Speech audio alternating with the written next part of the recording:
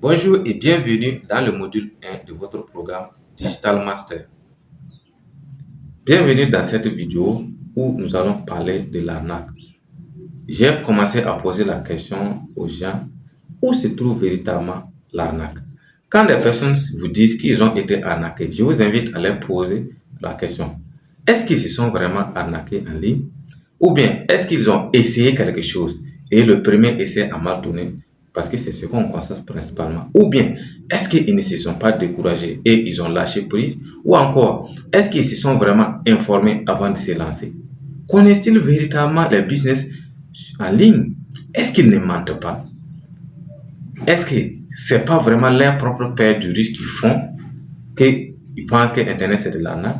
Toutes ces questions-là, posez-vous d'abord. Et quand quelqu'un vous dit que Internet c'est de l'arnaque, réfléchissez à toutes ces questions, posez-lui toutes ces questions. Ça vous permet de savoir est-ce que Internet c'est vraiment de l'arnaque.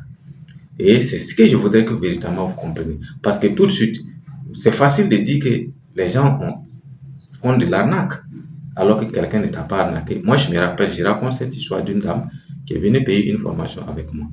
Quand elle a payé la formation, nous avons commencé le programme d'accompagnement. Bien sûr, j'avais bien sûr des exigences et elle ne voulait pas se plier aux exigences.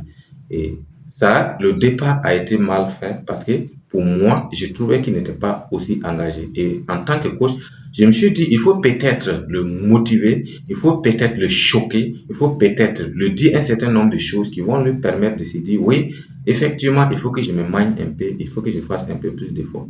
Mais c'est l'erreur que j'ai fait. Quand je lui ai parlé, la bonne dame s'est découragée et il a trouvé que je l'ai offensé. Et je suis un arnaqueur, lui paye de l'argent, une fois que j'ai son argent, je commence à lui parler mal. Si tu sais ce que tu veux, tu ne vas pas raisonner de cette façon. Tout simplement, je lui ai retourné son argent et je lui ai dit merci madame.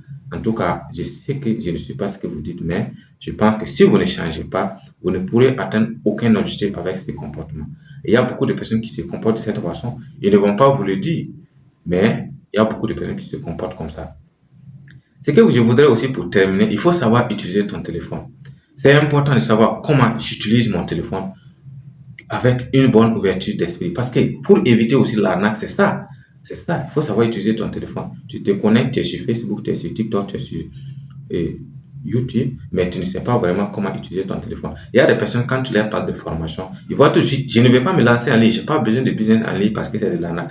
Mais la question qu'il faut se poser, est-ce que tu peux te passer d'Internet? Est-ce que tu peux te passer des réseaux sociaux?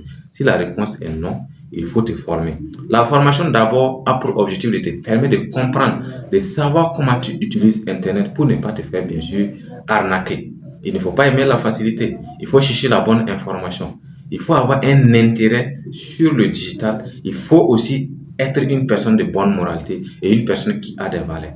Voici ce qu'il te faut si tu décides bien sûr de te lancer en ligne.